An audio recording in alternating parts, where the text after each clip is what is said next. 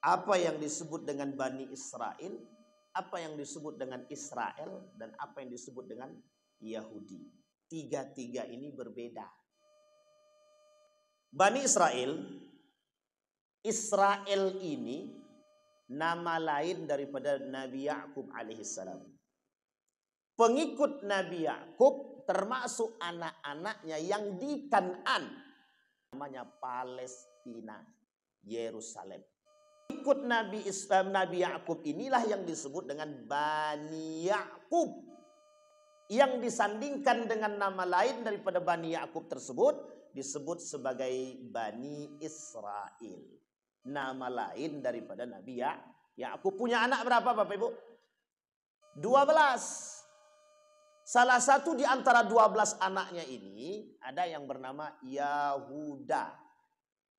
Kelak tidak ada yang namanya Yusufi, yang ada Yahudi. Tertulis dalam kitabnya orang Yahudi. Berapa kitab Yahudi? Banyak. Ada Perjanjian Lama, ada Injil, Taurat. Karena pengikutnya beda-beda. Pada Nabi Isa, Bani Israel. Dan seterusnya. Termasuk nanti ada Talmud. Yang kelak akhir daripada perjalanan mereka ini akan kita lihat di mana bentuknya dan apa tujuannya. Yang diakhiri dengan yang disebut Abrahamic religion.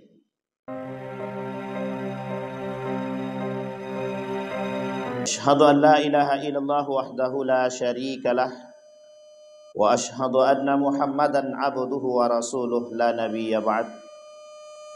Allahumma salli wa sallim wa barik ala hadzal nabiyil karim. Allahumma salli ala Muhammad wa ala ali Muhammad fil alamin innaka Hamidum Majid. Ya ayuhan nasu ittaqu rabbakumul ladzi khalaqakum min nafsin wahidah wa khalaqa minha zawjaha wa batha minhuma rijalan katsiran wa nisaa'a wattaqullaha alladzi tasaaluna bihi wal arham innallaha kana 'alaikum raqiba. Puji syukur kehadirat Allah dengan mengucapkan alhamdulillahirabbil alamin, bersalawat kepada Nabi dengan mengucapkan Allahumma salli ala Muhammad wa ala ali Muhammad fil alamin innaka Hamidum Majid. Bapak Ibu sekalian yang berbahagia, mudah-mudahan di subuh hari ini Allah mudahkan, Allah limpahkan rahmat dan karunia-Nya kepada kita semua. Allah jadikan kita orang-orang yang selalu bersyukur akan segala nikmat-Nya. Allah berkahi, Allah sehatkan, Allah kuatkan rumah tangga yang sakinah, mawaddah warahmah. Kemudian untuk orang tua kita yang telah mendahului kita, Allah tempatkan di tempat terbaik di sisi-Nya. Allah terima amal ibadahnya, Allah kumpulkan bersama orang yang saleh. Dan untuk orang tua kita yang masih hidup, Allah sehatkan, Allah kuatkan, Allah berkahi. InsyaAllah kita semua yang hadir husnul khatimah. Amin ya rabbal alamin. Baik Bapak Ibu sekalian yang berbahagia, di subuh hari ini kita mencoba mengkaji pembangkangan Yahudi dan masa depan Palestina. Seorang Profesor Dr.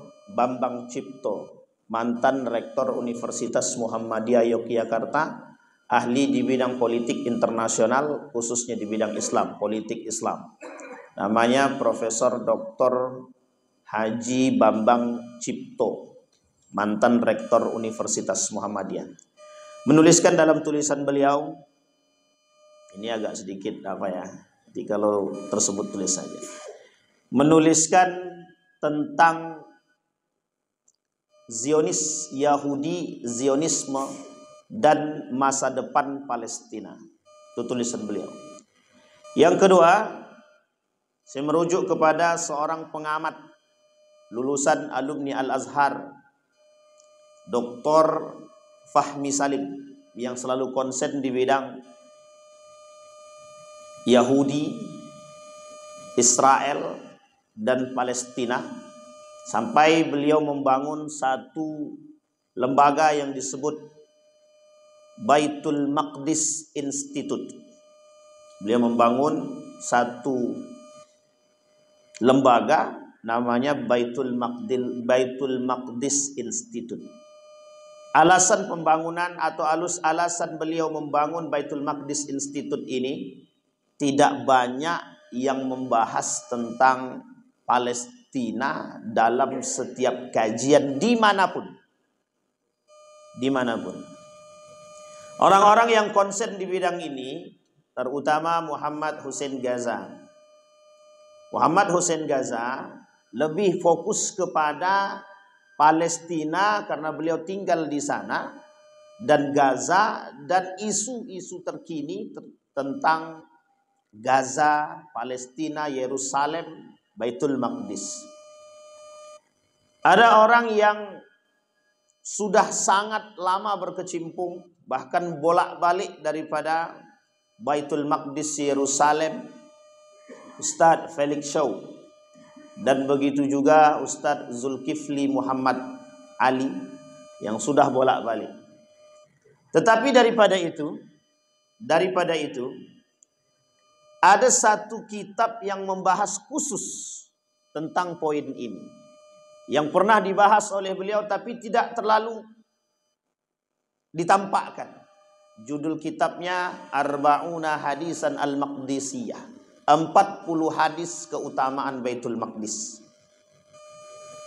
Kenapa umat muslim hari ini tidak sadar dengan Baitul Maqdis itu? Kenapa masih ada umat muslim hari ini yang mengatakan persoalan Palestina persoalan politik?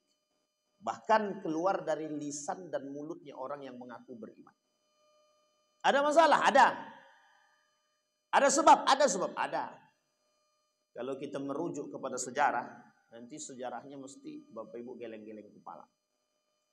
Pernahkah Bapak Ibu, siapa di antara Bapak Ibu yang pernah mendengar Lawrence of Arabia? Pernah mendengar cerita revolusi Arab? Yang sudah pernah mendengar cerita revolusi Arab? Pernah Bapak Ibu dengar? Ini namanya kekurangan pemahaman kita dalam bidang sejarah. Yang kedua, pernah dengar perang salib? Dengarnya doang kan? Seberapa sering Bapak Ibu mencari tahu tentang perang salib? Salahuddin Al-Ayyubi. Pernah Bapak Ibu dengar cerita ini kan? Berapa kali perang salib terjadi dan dengan siapa saja? Itu banyak, Pak. Dan ini sejarah di situ, Pak. Sejarah di situ. Nah, kembali itu terlalu jauh, Bosan. Sekarang kita lihat dulu. Sebelum kita melihat pembangkangan daripada Yahudi, kita perlu paham dulu apa yang disebut dengan Bani Israel, apa yang disebut dengan Israel, dan apa yang disebut dengan Yahudi. Tiga-tiga ini berbeda. Bani Israel, ini singkat cerita nih, kita singkatin aja nih, karena kalau dikaji sejarahnya panjang betul. Ini malah siang hari ini, pagi subuh hari ini saya bawa nih Tariq As-Suwaidan. Bapak Ibu cari aja. Dulu saya punya PDF-nya pakai bahasa Indonesia, bahasa Inggris. Tapi ini sudah diterjemahkan ke dalam bahasa Indonesia. Ensiklopedia Yahudi bergambar. Cari aja. Tidak mahal-mahal amat, Mbak, harganya. Jangan malas baca kita. Kalau malas baca itu masalahnya. Salah satu peringkat terendah, termasuk peringkat terendah daya membaca itu Indonesia. Jadi Bapak Ibu, ini problem masalah besar bagi kita. Masalah besar. Bani Israel ini nama lain daripada Nabi Ya'qub alaihissalam. Pengikut Nabi Ya'qub termasuk anak-anaknya yang di Kan'an. Ingat kalimat ini, Kan'an. Yang ketika itu namanya Kan'an, hari ini namanya Palestina, Yerusalem. Sampai di sini bisa dipahami? Pengikut Nabi Ya'qub inilah yang disebut dengan Bani Ya'qub. Yang disandingkan dengan nama lain daripada Bani Ya'qub tersebut disebut sebagai Bani Israel. Nama lain daripada Nabi Ya'qub. Punya anak berapa Bapak Ibu? 12. Salah satu di antara 12 anaknya ini ada yang bernama Yahuda. Dalam sejarah Yahuda dengan Nabi Yusuf, Yahuda bilang begini sama Sam'un.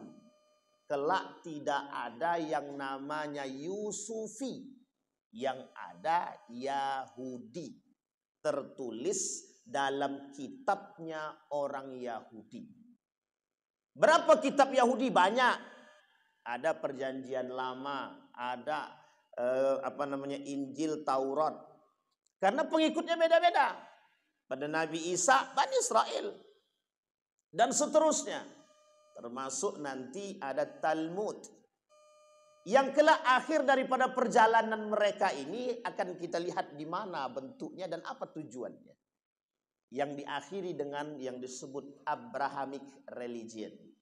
Bapak Ibu tahu Abrahamic religion? Cek aja di Google Abrahamic religion, nanti keluar agama Ibrahim atau agama Abraham. Apa itu agama Abraham? Agama nenek moyang menurut mereka, bukan menurut kita dan bukan menurut Islam. Kenapa kok bisa begitu, Pak Ustadz? Sejarah agama itu mulai nampak dan lahir setelah dikuasai oleh Nabi Ibrahim. Maka dari Ibrahim ini keluarlah sekian banyak para nabi, begitu juga agama. Disebutkanlah dalam literatur kaum orientalis, Ibrahim ini bapak semua agama. Sampai di sini bisa dipahami, ya. Jadi Ibrahim ini bapak semua agama. Nabi Muhammad memang jalurnya ke situ juga. Meskipun beda, tapi tetap ke situ jalurnya. Nah, nanti mengapa mereka terus membangkang dan tidak mau patuh kepada Nabi Muhammad? Salah satu alasannya di situ. Perbedaan nenek moyang. Kemudian itu Bani Israel. Sekarang Israel. Israel ini apa? Israel ini bangsa. Di mana letaknya? Di negeri Syam yang dibangun oleh kaum-kaum yang mengaku sebagai pengikut Bani Israel 1947 yang meminta kepada PBB untuk diakui. Diberikan pengakuan oleh PBB hanya sepetak tanah, mereka lebihkan tanah tersebut. Oleh PBB mengatakan bahwa Israel mengambil tanah lebih. Tapi PBB tak berani berbuat apa-apa. Kenapa tak berani berbuat? Karena mereka ditopang oleh para elit-elit yang bernama Yahudi. 1947. Dia sejarahnya begini, 1947, 48, 49. Boleh cek itu. Berdiri sejarah negara Israel. Yang tidak diakui oleh 198 negara. Tidak diakui sama sekali. Ini kita masih dalam konteks Israel sebagai satu bangsa. Sekarang kita masuk ke Yahudi yang ketiga. Tenang Bang. Ini wajah-wajah agak tegang nih Bapak Ibu yang di depan ini. Kalau sempat tersebut bahaya nih. Yahudi ada dua pemahaman. Satu, Yahudi itu bukan agama, tapi lebih tepatnya lahir dari generasi Yahuda. Yahuda dengan adiknya dan abangnya Sam'un, Levi dan kawan-kawan yang 11 dan 12 orang itu bersama ayahnya Nabi Yakub alaihissalam oleh Fir'aun ketika itu disampaikan ke Nabi Yusuf bahwa kami sangat senang ada dua nabi di tanah tercinta bumi Mesir. Dibawa oleh Nabi Yusuf keluarganya semua untuk pindah ke Mesir dari Kan'an. Ditinggalkanlah Kan'an di sana. Pergilah berpindah semua termasuk Nabi Yakub. Disitulah sejarah yang dimimpikan oleh Nabi Yusuf ketika kecil. Dijawab oleh Allah mimpi tersebut ketika sudah menjadi bendahara kerajaan Mesir. Lebih tepatnya ketika itu Fir'aun. Fir'aun nama lain daripada Raja Mesir. Ada yang baik, ada yang buruk. Pada Nabi Musa yang buruknya, pada Nabi Yusuf yang baiknya. Sehingga apa kata Nabi Yusuf? Semuanya terserah kepada Nabi Yusuf.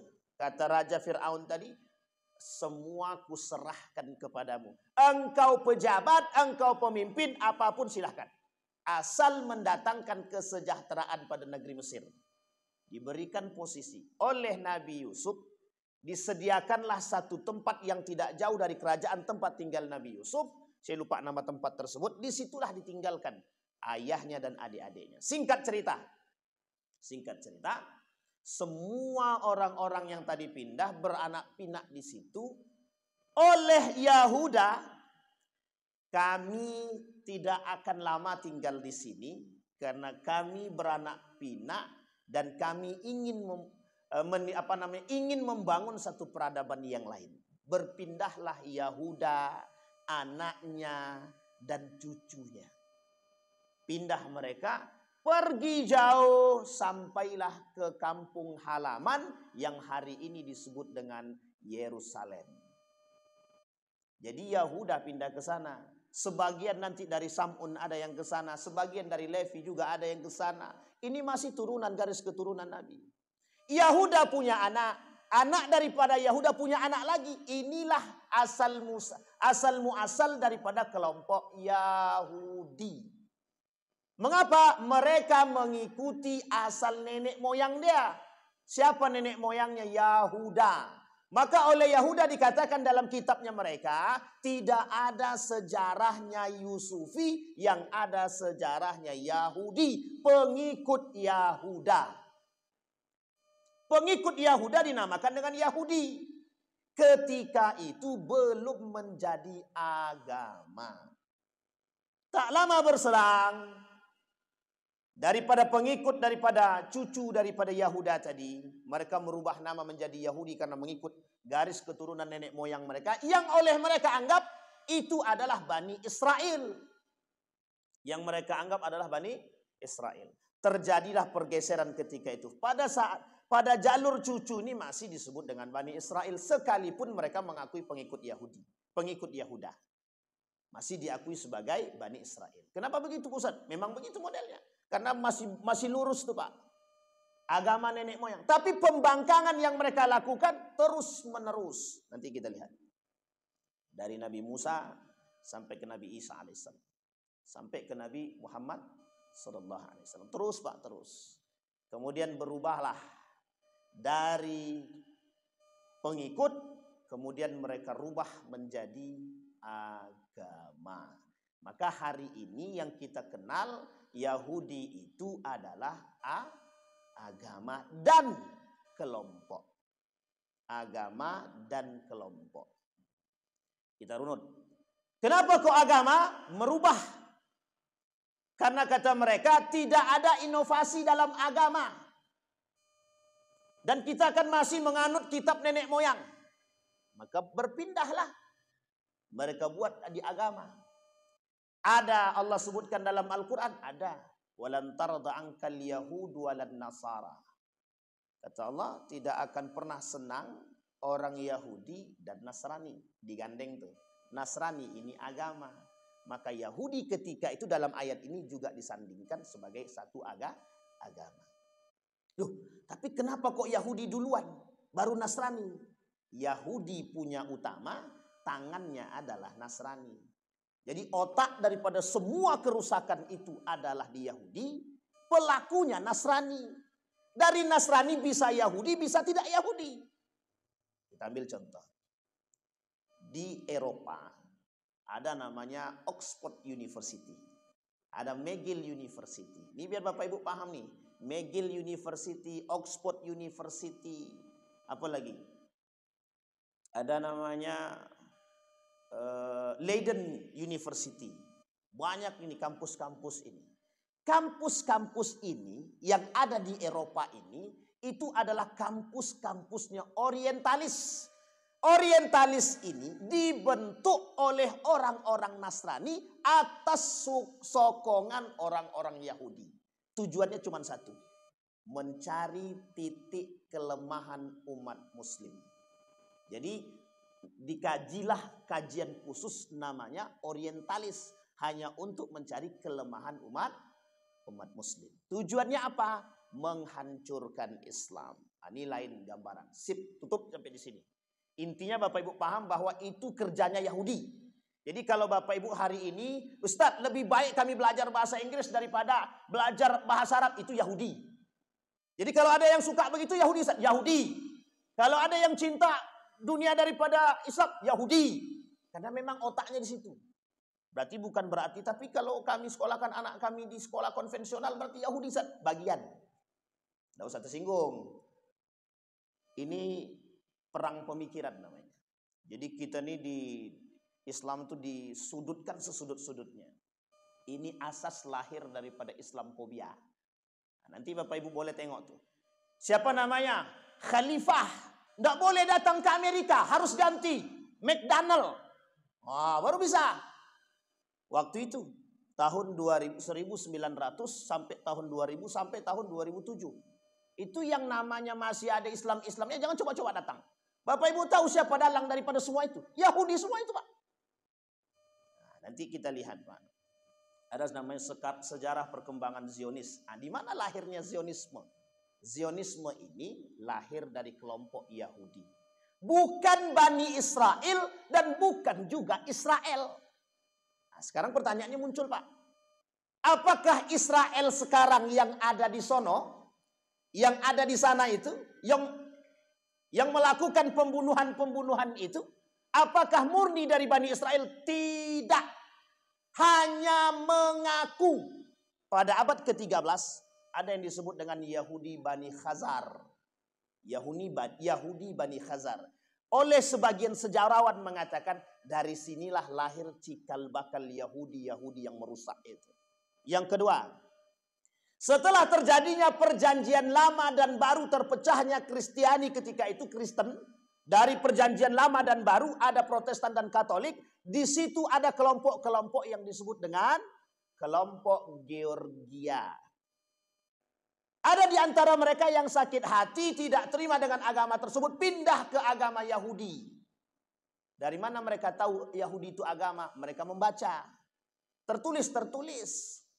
Kata mereka Yahudi itu bani yang paling beruntung dan paling dicerdaskan oleh Allah. Apa dalilnya? Allah sebutkan dalam Al-Quran, kalian lebih kami dahulukan daripada yang lain. Ada disebut Allah? Ada. Hei Bani Israel, wadhkuru ni'matallahi an'amtu alaikum wa anni faddaltukum 'alal alamin, kata Allah. Kami lebihkan kalian daripada yang lain. Salah paham dia. Dituliskan oleh Toto Suryono, kalau tak salah, bukan, pokoknya Toto lah. Ada Toto namanya. Dalam buku dia, Yahudi Berprestasi. Judul buku ini bukan tidak kontroversi, bukan. Judul buku ini itu menggambarkan kepada dunia bahwa orang Yahudi itu kok berprestasi. Apa dasarnya? Kalimat wa anni faddaltukum 'alal alamin. Yang mereka ambil adalah kalimat wa anni faddaltukum.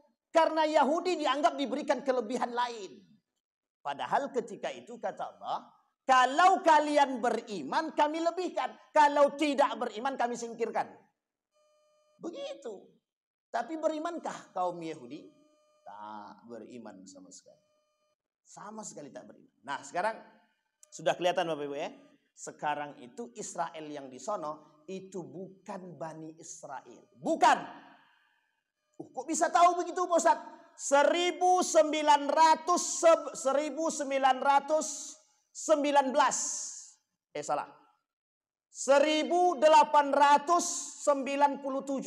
datang seorang pemuka Yahudi kepada siapa namanya? Sultan Abdul Hamid, meminta sepetak tanah. Apa jawaban Sultan Abdul Hamid? Tidak akan kuberikan meskipun taruhannya nyawa. Mereka ngapain minta di Palestina itu? Sepetak tanah. Kami ingin tinggal di situ. Karena itu tanah nenek moyang kami. Kata mereka. Siapa tokohnya? Klik di Google. Namanya Theodor Herzl, pemuka pemimpin Yahudi kala itu, yang kelak menghasilkan satu gerakan yang disebut dengan Zionisme.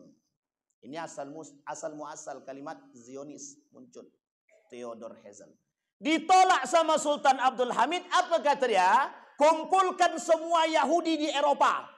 Termasuk salah satunya Yahudi di Inggris, di Persia dan lain sebagainya. Kumpul. Di Jerman, Belanda, Kanada, semua kumpul. Semua Yahudi ini punya piti, duit. Kami tak bisa menaklukkan kalian, kami punya duit. Maka dibentuklah ketika itu kelompok Kongres Yahudi sedunia. Kalau saya tak salah ketika itu mereka bentuk di Inggris dan di Turki. Berkumpullah nih ke para orang-orang pemuka Yahudi dan rata-rata yang punya duit. Yang punya apa? Yang punya duit. Apa kata Herzl ketika datang kepada Sultan Abdul Hamid? Sultan Abdul Hamid, ini di akhir kepemimpinan Sultan Abdul Hamid. 2. Kan Turki punya banyak hutang. Ini lihat strateginya, Pak. Lihat strateginya. Sama persis. Persis sama. Ini kalau negara kita tidak paham sejarah ini, berarti memang dikelabui kita.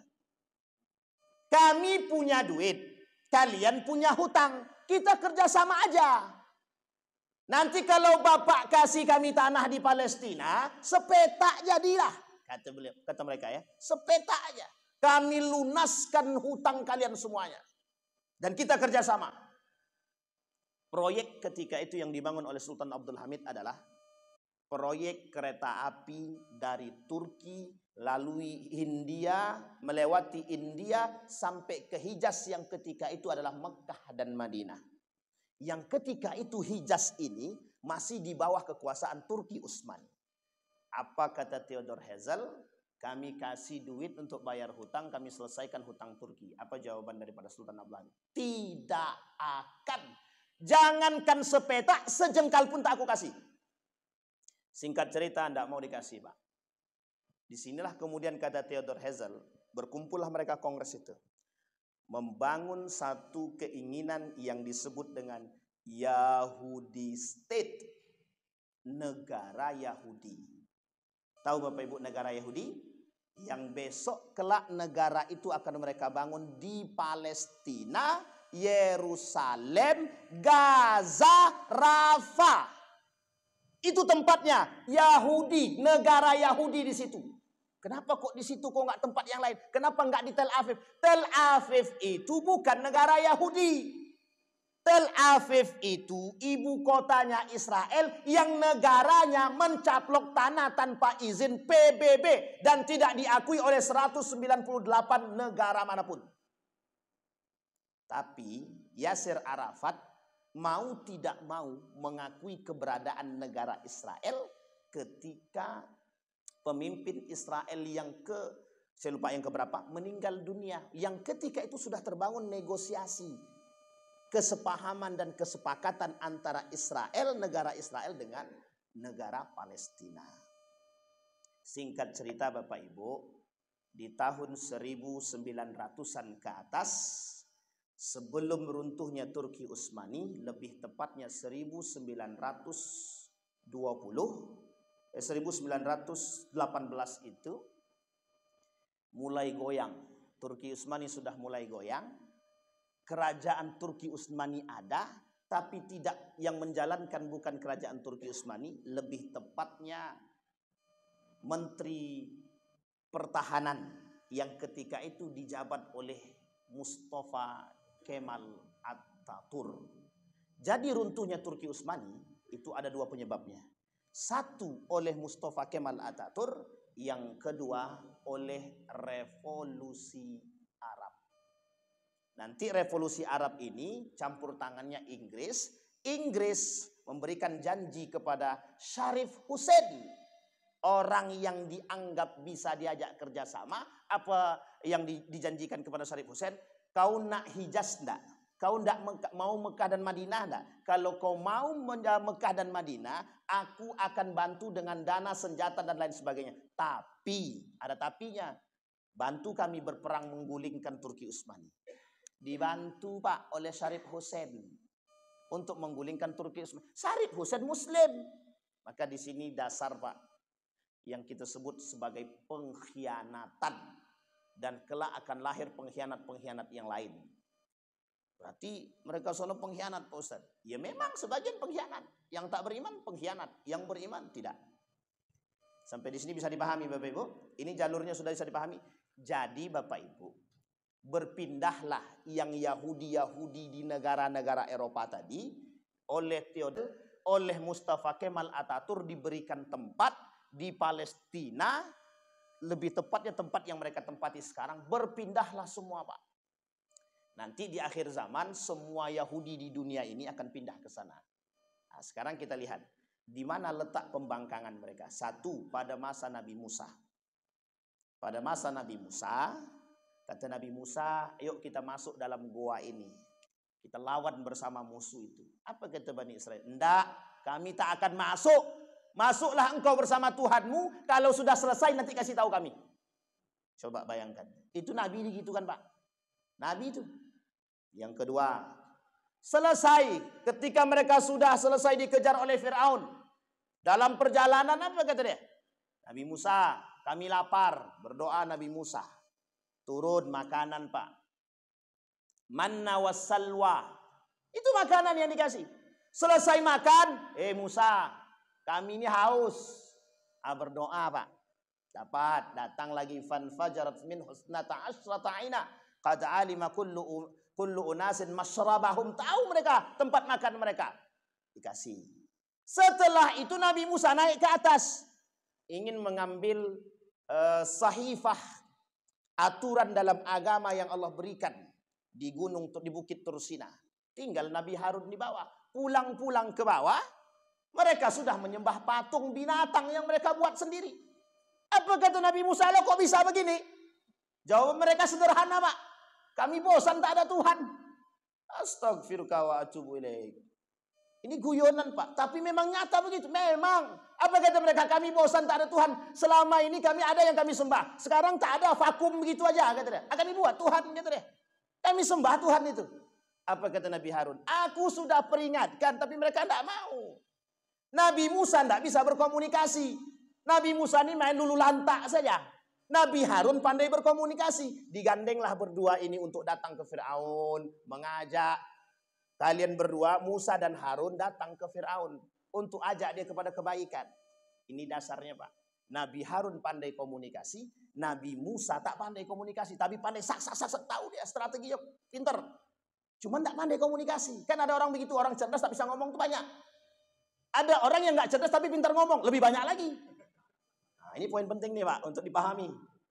Jadi jangan sampai kita mau jadi yang mana. Yang pertama atau yang kedua. Yang pertama apa yang kedua? Ya jangan jadi kedua-duanya lah.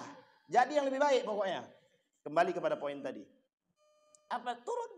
Pembangkangan yang pertama. Sekarang kita lihat. Dari Nabi Ibrahim. Turun. Setelah itu sampai ke Nabi Isa. Mana yang tidak ada pembangkangan yang mereka lakukan? Tidak ada Pak. Tidak ada satupun. Terakhir Nabi Isa alaihissalam. Nabi Isa saja.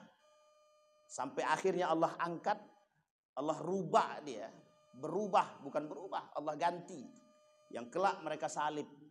Yang mereka anggap mereka salib itu adalah Nabi. Itu Bapak Ibu agamanya apa?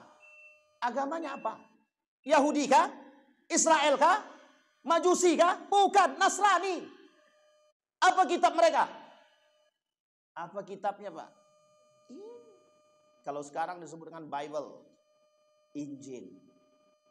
Semua tahu Pak. Saya punya kitab itu Pak. Saya punya bukunya. Judulnya Pemalsuan Alkitab. Itu ada di rumah itu bukunya. Makanya kalau kaji yang begini ini agak sensitif sih kadang-kadang. Iya. Dulu waktu di Yogyakarta kita kaji ini datang misionaris. Dilaporkannya. Datang ke polisi ke masjid. Jangan kau undang ustaz itu lagi gitu. Kalau bahasa kita begitu. Gara-gara membahas misionaris Pak. Hanya kajian-kajian tentang ya kristologi. Dan itu memang dibahas begitu. Dan Allah katakan, kenapa? Mohon maaf ya, kitab Taurat, Zabur, Injil Tidak sama dengan Al-Quran. Karena Allah tahu yang pemilik ini kan Bani Israel semua ini. Kelak akan berubah dari tangan mereka. Kita lihat Pak. Romawi. Kerajaan Roma lah. Itu keinginan. Perubahan Injil itu disesuaikan oleh keinginan raja. Ini sensitifnya kalau enggak bisa lepas gitu kalau ngomong ada kayak gini nih Pak Paparazi nih. Begitu Pak. Sampai berapa banyak nama Injil yang Bapak kenal itu. Itu coba lihat sejarahnya itu terjadi. Baik, singkat cerita kita kesampingkan itu. Itu semua. Maka tersisalah satu kitab yang dari pertama lahir sampai nanti hari kiamat. Namanya kitab suci Al-Quran. Yang diturunkan kemana? Nabi Muhammad. Kenapa kok Nabi Muhammad itu bukan dari golongan mereka? Kenapa harus dari golongan yang lain? Padahal golongan mereka nenek moyangnya sama Ibrahim. Ibrahim punya anak. Punya istri 2. Satu Sarah, satu lagi. Siti Hajar. Siti Hajar punya anak namanya Ismail. Sarah punya anak namanya Ishak. Ishak punya anak. Siapa namanya? Yakub. Yakub punya anak Yusuf sampai ke bawah. Apakah Yusuf punya keturunan Nabi? Tidak ada. Tapi dari mana? Dari Sam'un, dari Levi turun ke bawah sampai nanti pada Nabi Isa. Pertanyaannya kata orang Bani Israel, kami sudah lama tidak punya Nabi. Lahir Nabi dari keturunan Nabi Ibrahim. Dari Nabi Ismail. Nama nabinya akhir zaman. Semua kitab mempelajari itu dan dikabarkan. Isi kitab-kitab sebelum itu selain daripada tauhid mengabarkan akan datangnya nabi akhir zaman namanya Muhammad. Tapi di situ tak disebutkan Muhammad, disebutkan Ahmad. Singkat cerita kata Bani Israel, bukan dari golongan kami tak mau terima. Akhirnya terjadi pembangkangan terhadap Nabi Muhammad. Sampai hari ini itu menjadi dasar mereka. Ketika Nabi Muhammad di Madinah dan di Mekah, sampai di Mekah dan di Madinah itu, orang Yahudi tidak mau. Termasuk di Madinah. Ternyata di Madinah beberapa orang Yahudi dari Bani Nadir, Bani Qainuqa masuk ke dalam Islam. Tahu alasannya apa? Satu aja. Kiblatnya sama. Baitul Maqdis, Masjidil Aqsa. Yang kiblat ketika itu oleh Nabi Sulaiman, Nabi Daud dan Sulaiman yang membangun kiblat tersebut. Raja terkuat ketika itu di dunia oleh mereka disebut dengan Solomon. Itulah yang mereka cari sampai hari ini. Di bawah Baitul Maqdis itu, Masjidil Aqsa itu oleh pemahaman Yahudi sekarang merujuk kepada pemahaman nenek moyang mereka. Di bawah itu ada yang disebut dengan kuil Solomon. Yang sampai hari ini akan terus mereka cari.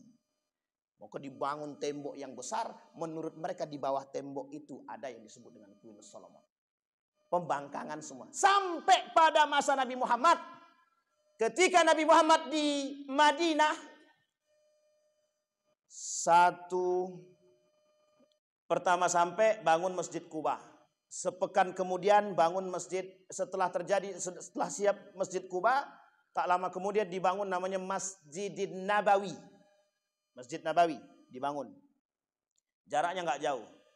Tapi di depan Masjid Quba oleh kaum munafik juga dibangun masjid. Namanya Masjid Dirar. Nah, ini Masjid Dirar. Pokoknya kalau bahas Masjid Dirar ini kayak terasa ada di muka bumi ini sekarang. Tahu Bapak Ibu Masjid Dirar? Masjid penghancur. Masjid dibangun untuk menghancurkan Nabi Muhammad. Tujuannya untuk membunuh Nabi Muhammad. Tapi tak jadi. Nabi Muhammad punya Allah. Ketika pulang dari perang Tabuk, kata Allah hancurkan tuh masjid itu. Oleh Nabi disuruh para sahabat hancurkan. Harapannya Nabi Muhammad masuk, mereka bunuh di situ. Ternyata Nabi Muhammad sudah tahu terlebih dahulu. Singkat cerita Bapak Ibu sekalian yang berbahagia. Nabi sedang jalan. Singgah di satu tempat, sholat di situ. Fawalli wajhaka syatral masjidil haram. Diperintahkan oleh Allah untuk menghadap kiblat ke Masjidil Haram, bukan Masjidil Aqsa. Semua dari orang Yahudi yang masuk Islam berubah haluan jadi murtad. Maka kata Allah, linusabbita bihi fuadahum. Kami pengen tahu mana yang betul-betul beriman itu yang mana. Ternyata tidak mau dia, membangkang. Itu pada akhirnya nanti Bapak Ibu, Yahudi ini yang ada di Madinah Bani Nadir ini bekerja samalah mereka dengan kaum munafik yang ada di Madinah. Kelak ketika terjadi kerjasama, Yahudi-Yahudi yang merusak ini diusir sama Nabi dari Madinah. Inilah alasan ketika itu menjadi dasar bahwa dilarang non-muslim masuk ke tanah suci, baik Mekah maupun Madinah. Sampai di sini bisa dipahami Bapak Ibu ya. Kenapa tidak boleh Pak Ustaz? Dulu masih boleh, masih Pak, masih boleh. Zaman Nabi diusir sama Nabi. Setelah itu masih diperbolehkan, masih sempat diperbolehkan. Tapi ketika pada masa Yazid bin Muawiyah, anak daripada Muawiyah, dia lepaskan Muslim ibn Uqbah itu untuk menghancurkan Mekah dan Madinah. Terjadi kekacauan yang besar karena mereka tidak mau berbaiat kepada Yazid. Akhirnya ketika itu terjadi konsorsium, dibuatlah haram, tidak boleh orang kafir masuk ke tanah suci. Mekah dan Madinah tidak boleh. Sekarang boleh Pak, kalau mau ziarah. Nah, coba bayangkan tuh. Sekarang boleh, boleh. Nanti Bapak Ibu kalau ke sana, kecuali musim haji ya, musim umroh, nanti bisa lihat. Ada orang-orang yang celana pendek, rambut pirang dan segala macam, tidak pakai kerudung, mereka bisa, atau menutupi setengah saja. Ya lama-lama di sana juga begitu. Artinya sampai di situlah. Nah, singkat cerita Bapak Ibu sekalian yang berbahagia, tidak ada satu kalimat pun, tidak ada satu sejarah pun yang mengatakan bahwa Israel, Bani Israel ataupun Yahudi yang tidak mengingkari janji. Maka Bapak Ibu, kalau kita melihat sejarah, asal kata perjanjian genjatan senjata, jangan pernah dipercaya Pak. Karena perang ini tak akan pernah berhenti sampai hari kiamat. Karena nanti landasan akhir kita perang namanya Malhamatul Kubra. Tujuan mereka sudah hampir tercapai. Apa itu hampir tercapai? Mereka akan tetap membardir Palestina, tetap sampai umat muslim, umat mukmin di muka bumi ini sadar. Hei kalian umat mukmin kemana? Sampai sadar. Yang betul-betul beriman akan berhijrah ke Palestina. Kelak terakhirnya adalah Yahudi pindah ke sana, ke Israel tersebut. Kita umat mukmin pindah ke Palestina, perangnya di situ Pak. Namanya Malhamatul Kubra. Akhir daripada perperangan di muka bumi ini. Setelah itu kiamat. Ini Yahudi dan pembangkangannya. Sekarang kita lihat masa depan Palestina. Yang ingin saya sampaikan Bapak Ibu, yang pertama sekali, kata Syekh Atiyas Sakar, la yu'min, la yu'min. Orang tak beriman jika tidak mau membantu Palestina. Jadi Bapak Ibu, mohon maaf, saya sampaikan langsung. Yang masih beli produk Israel munafik. Yang masih membeli produk Israel hari ini, sampai hari ini, munafik. Pengkhianat. Masih pengkhianat. Siapapun dia. Ustaz, si Anu tuh beli pengkhianat. Pemimpin pengkhianat. Kalau masih beli produk Israel. Kenapa demikian? Dari situ pendapatan mereka. Dari situ pendapatannya. Starbucks-nya, KFC-nya, Pizza Hut-nya, Domino-nya, segala macamnya Pak. Besar pendapatannya, sangat besar. Jangan Bapak Ibu kira kecil. Sekarang Bapak Ibu cari yang tidak kerjasama dengan Israel. Cari produk yang tidak kerjasama dengan Israel. Cari. Hampir sulit kita temukan. Jangankan tusuk gigi, jangankan pasta gigi, tusuk gigi pun masih ada yang produk Israel. Kurma saja ada produk Israel. Itu kurma, saking seriusnya mereka mencari duit. Ngotot, ngoyo. Kenapa? Salah satu cara menguasai dunia punya duit dulu. Jangan dikira Bapak mohon maaf Amerika akan tunduk ke Israel. Tidak ada cerita.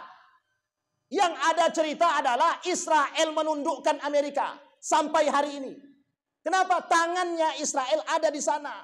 Para Yahudi di sana. Saya sebutin namanya biar Bapak Ibu tahu. Rothschild, satu lagi Rockefeller. Cari sejarah ini Pak. Saya punya 2 buku itu.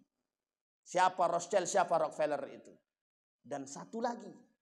WHO. Itu bagian daripada Yahudi.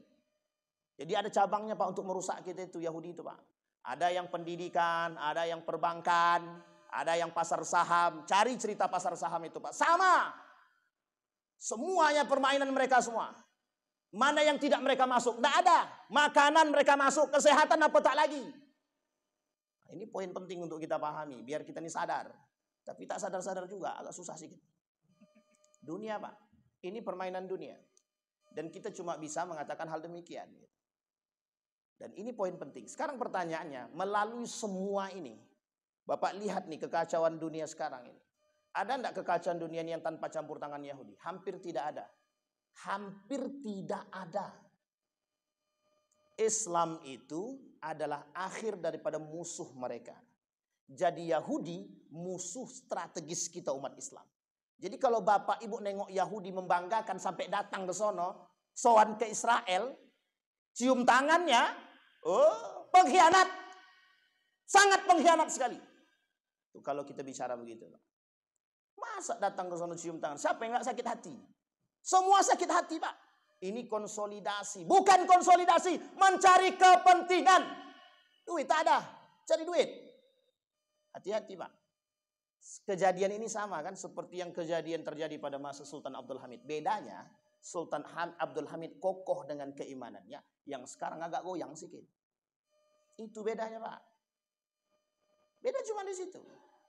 Bapak Ibu masih ingat, ini saya kasih tahu, IMF, International Monetary Fund, meminjamkan uang kepada negara kita, Republik Indonesia. Masih ingat apa yang terjadi sampai hari ini? Selesai enggak hutang tuh? Selesai enggak hutang tuh sampai hari ini? Itu tangan mereka di situ. Tangan mereka di situ. Bapak lihat sejarahnya, Pak. Baca dalam beritanya, baca dalam videonya. Ada namanya American Dreams. Nanti Bapak Ibu tahu sejarahnya di situ. Siapa pemain dalang semua di situ. Kami punya duit, kata Yahudi tadi. Apa kata Theodor Herzl? Inilah yang disebut dengan tatanan dunia baru. New World Order. Tahu Bapak Ibu maksud New World Order itu? Memusnahkan semua manusia. Mau Islam dia, mau Hindu dia, mau Buddha dia, mau Kristen dia, memusnahkan semua umat manusia. Lahir negara selanjutnya yang disebut dengan Yahudi State, dengan Abrahamic Religion. Inilah tujuan akhir daripada mereka. Bapak Ibu, Palestina hari ini dalam kondisi yang sangat membutuhkan pertolongan. Tapi Ustadz, itu kan sudah janjinya Allah, pasti Allah menangkan. Udah kita santai saja. Ini pernyataan orang yang tidak beriman. Sama nih Pak, Ustadz, kami beli produk Israel tidak akan berpengaruh juga sama Palestina, tidak akan menang juga. Tidak usah ikut-ikutan lagi. Tak beriman. Lebih tepatnya munafik. Lebih tepatnya munafik. Bapak Ibu mau lihat tentang kasus munafik ini, baca dalam Al-Quran, Pak. Sampai banyak sekali persoalan munafik itu. Bapak Ibu kira munafik itu cuma 3 yang disampaikan oleh Nabi dalam hadisnya. Itu munafik secara amal, secara sifat. Tetapi secara keyakinan munafik itu lebih daripada 40 poin yang Allah sebutkan dalam Al-Quran. Ada dalam surat At-Taubah, Al-Baqarah, Ali Imran. Dan ada surat khusus tentang pembahasan khusus. Namanya Munafiqun, Al-Munafiqun. Itu surat khusus, Pak. Coba yang begitu dikaji. Lihat betul, apa kita munafik atau tidak? Berarti orang yang masih kerjasama dengan Israel, salah satu bentuknya membeli produk Israel, masih dalam kategori pengkhianat. Karena mereka masih membeli produk. Membantu, Pak. Baca dalam kitab Al-Wala' wal-Bara'. Begitu, Pak. Loyalitas umat muslim bukan kepada mukmin, tapi justru kepada kafir. Itu dia yang disebut dengan munafik. Izharul Islam wa ibtalul kufri. Mereka sembunyikan kekafiran mereka, mereka tampakkan kemunafikan mereka. Sekarang kita lihat di dalam hadis baginda Nabi Muhammad SAW ada 40 hadis tentang Baitul Maqdis. Dan itu keutamaan, Pak. Keutamaan daripada Baitul Maqdis disampaikan oleh Nabi. Tempat kembalinya umat muslim. Baitul Maqdis, Bapak Ibu. Kenapa orang Palestina mempertahankan? Ini bukan persoalan Baitul Maqdisnya. Bukan persoalan tanah Palestinanya. Maka kalau ada isu bahasa, yuk pindahkan. Orang-orang Palestina pindah sajalah, kan selesai. Kasih aja sama mereka. Mereka yang berbicara begini, sekalipun muslim, tidak paham sejarah. Sangat tidak paham sekali. Sangat tidak paham sekali. Ada yang begitu Ustaz? Banyak. Tidak perlu kita sebut. Kalau kita sebut dibilang rasis. Tapi kalau kesebut harap maklum aja. Ada kelompok yang tak suka itu. Ada. Ini bukan persoalan pindah tempat. Kalau seandainya persoalan pindah tempat, ngapain jauh-jauh pindah ke Indonesia? Yordan ada. Syria ada. Mesir ada. Yang dulu pernah menjadi mediasi kemerdekaan antara Israel dengan Palestina. Itu Mesir pertama sekali. Baru kemudian Qatar datang. Bapak Ibu mau tahu Qatar? Prajurit Qatar, militer Qatar kerjasama latihan bareng dengan Jerman, Amerika. Di mana? Di Rusia. Sakit enggak tuh? Dia yang memediasi, dia pula yang kerjasama, latihan bareng pula lagi. Jangan salah Pak. Jadi sulit mencari titik temu. Iya, kecuali iman orang beriman. Jadi jangan kita tertipu dengan hal begini. Nah, ini persoalannya di situ Pak. Persoalannya di situ. Jadi kita ini sekarang, tapi ingat kata Nabi, pasti Allah menangkan atas umat beriman, orang-orang beriman. Itu sudah pasti. Kita tinggal nunggu. Hanya saja dalam proses menunggu ini Pak, itu dimintai pertanggungjawaban. Kata Dr. Mustafa Umar kepada saya pribadi secara langsung, kata beliau, you pada posisi mana Ridwan? Pada posisi Palestina atau pada posisi yang besar? Ingat kalimat ini yang disampaikan oleh Nabi dalam hadisnya sebagai penutup Pak.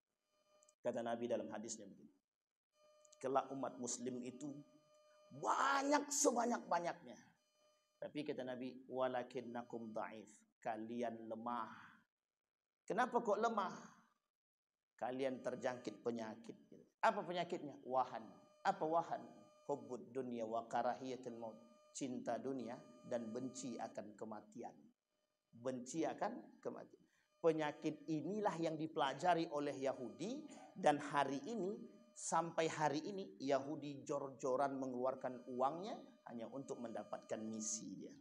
Sekarang Bapak Ibu tengoklah, itu yang mereka lakukan.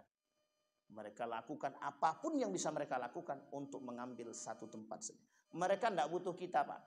Yahudi itu tidak butuh kita. Kita yang ada di luar Palestina nih, itu cuma satu sarana boneka dan perbudakan mereka saja, hanya untuk menggapai cita-cita mereka. Bapak Ibu, kalau Palestina, ini kata perkataan Erdogan, saya bacakan biar Bapak Ibu. Mana Erdogan? Apa kata Erdogan? Persoalan Palestina ini, ini dia. Jika Al-Quds jatuh, maka kita tidak akan bisa melindungi Madinah. Ingat kalimat itu baik-baik. Saya singgung sedikit aja tentang revolusi Arab. Janjinya yang diberikan oleh Inggris. Ini masa-masa di mana banyak gerakan yang dibangun oleh Inggris. Bapak Ibu, Inggris membangun 3 golongan, 3 kelompok untuk menghancurkan Islam. Ketika itu namanya bukan Inggris, Britani. Satu, Ahmadiyah. Di mana dia lahirnya? Di India. Yang kedua, Bahai. Yang lahirnya di mana? Di Mesir. Yang terakhir, yang ketiga, suka tak suka terserahlah. Yang ketiga, Wahabiyah. Di mana lahirnya? Tahu Bapak Ibu di mana lahirnya? Arab Saudi Arabia. Tapi ingat, ini yang besutan Inggris. Besutan Inggris, buatan original Inggris. Bapak Ibu boleh baca dalam bukunya Seven Pillars of Wisdom. Dibaca oleh Syekh Ramadan Al-Buti. Peran Inggris menghancurkan Islam nampak semua di situ. Salah satunya adalah perebutan kota Hijaz yang ketika itu adalah Mekah dan Madinah. Kami pegang. Yang dipegang oleh siapa? Syarif Hussein. Yang kelak anak-anaknya menjadi raja. Ada yang menjadi gubernur Yordan, ada yang menjadi gubernur Syria dan lain sebagainya. Semua ketuaan. Dan ini semua Bapak Ibu tidak mau ikut andil kepada ketika perebutan Palestina. Ternyata setelah misi Inggris selesai, apa yang terjadi? Yang terjadi ada 3 negara yang melakukan perebutan hasil konsolidasinya Inggris. Jerman salah satunya. Akhirnya apa? Syarif Hussein dikelabui dan dikhianati oleh Inggris. Sampai hari ini perebutan tanah Palestina itu sampai oleh Inggris itu sudah menjadi patokan. Ketika Inggris menang itu semuanya Pak. Ini nanti ada kaitannya dengan perang dunia dan ada kaitannya dengan perang salib juga. Itu Pak, perebutan Palestina itu seperti makanan. Siapa yang mau? Aku di sini aja. Aku di Palestina. Kamu di mana? Aku di sini. Begitu cara mengambilnya Pak. Ada yang ngambil Syam, Yordan, Syria. Ada yang mengambil Saudi Arabia itu bagiannya ke sana, Madinah dan Mekah. Ada yang mengambil Palestina, ada yang mengambil sekitarnya Pak. Itu rebutan, semua rebutan. Sampailah hari ini. Ketika runtuh Turki Utsmani, yang campur tangan negara dalam meruntuhkan Turki Utsmani setidaknya ada 4 negara. 1 Perancis, Inggris, Jerman, Amerika hanya sekedar, 1 lagi yang disebut dengan Saudi Arabia. Bukan Saudi Arabia, lebih tepatnya sebenarnya negara Arab. Ikut andil campur tangan meruntuhkan Daulah Utsmaniyah. Bayangkan, yang tidak pernah kerjasama hanya untuk menjatuhkan Turki Utsmani kerjasama. Sebelumnya berebut. Aku pokoknya harus dapat perusahaan proyek rel kereta api, kata Jerman. Kata Inggris, aku juga. Tapi karena gagal, akhirnya 3-tiganya kerjasama. Dapat Pak. Sampai akhir runtuh 1924-1925. Selesai Turki Utsmani, naik Kemal Atatürk yang dipuja dan dipuji. Siapa yang memuji Kemal Atatürk? 1, Insinyur Soekarno. Yang kedua, Presiden kita yang sekarang. Memuji Kemal Atatürk, membanggakan Kemal Atatürk. Bapak Ibu sekalian yang berbahagia, Kemal Atatürk orang yang memberikan jalan kepada Zionis, Israel, Yahudi untuk kembali pindah ke tanah tempat mereka yang mereka anggap sebagai tanah nenek moyang mereka. Kita singgung sedikit salaman antara Suriah dengan Donald Trump. Masih ingat ya Bapak Ibu ya, lihat ya. Ada di situ yang disebut dengan Abraham Agreement. Ini tidak boleh kita lupakan ini Pak. Perjanjian Abraham. Yang mohon maaf ketika itu kata Donald Trump, saya mau berdamai dengan Suriah asalkan Saudi mau berinvestasi kepada Amerika. Disepakatilah oleh Muhammad ibn Salman untuk agar Amerika, Donald Trump mau kembali membuka blokade terhadap Suriah, lebih tepatnya blokade ekonomi. 1. Yang kita pandang strateginya Pak. Mengapa Donald Trump meminta perjanjian Abraham Agreement? Kenapa harus Abraham Agreement? Kita lihat di situ. Apa maksud daripada Abraham Agreement? Abraham Agreement itu, perjanjian Abraham itu adalah ide daripada Bani Israel atau ide daripada kaum Israel yang tujuannya adalah nanti untuk membangun Yahudi State. Tahu Bapak Ibu Yahudi State? Negara Yahudi. Sekarang mereka semua pada benci Pak dengan Israel. Menurut Bapak Ibu semua, dulu pernah terjadi enggak kebencian itu terhadap Israel? Pernah. Pertanyaannya, apa yang dilakukan? Mungkinkah negara-negara yang lain itu yang hari ini yang mereka mencoba melarikan diri daripada Israel akan tetap jauh daripada Israel? Tidak Pak. Tidak. Hanya geopolitik saja. Hanya mundur 1 langkah untuk lebih maju ke depan. Begini modelnya Pak. Sekarang seolah-olah kita nih, seolah-olah mereka mundur dari Israel. Anggaplah sekarang ini Netanyahu ini dianggap buron.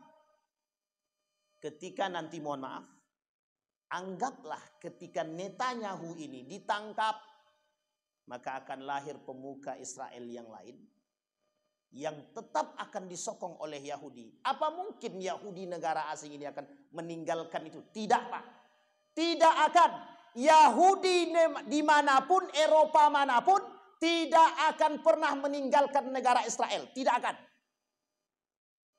Hanya bayang-bayang politik yang mereka bangun. Kenapa demikian? Pemegang dananya semua di situ. Di situ semua. Tidak ada satupun yang tidak.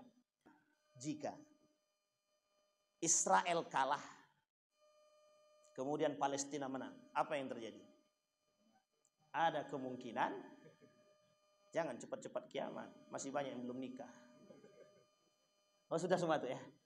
Sampai di sini bisa dipahami Pak.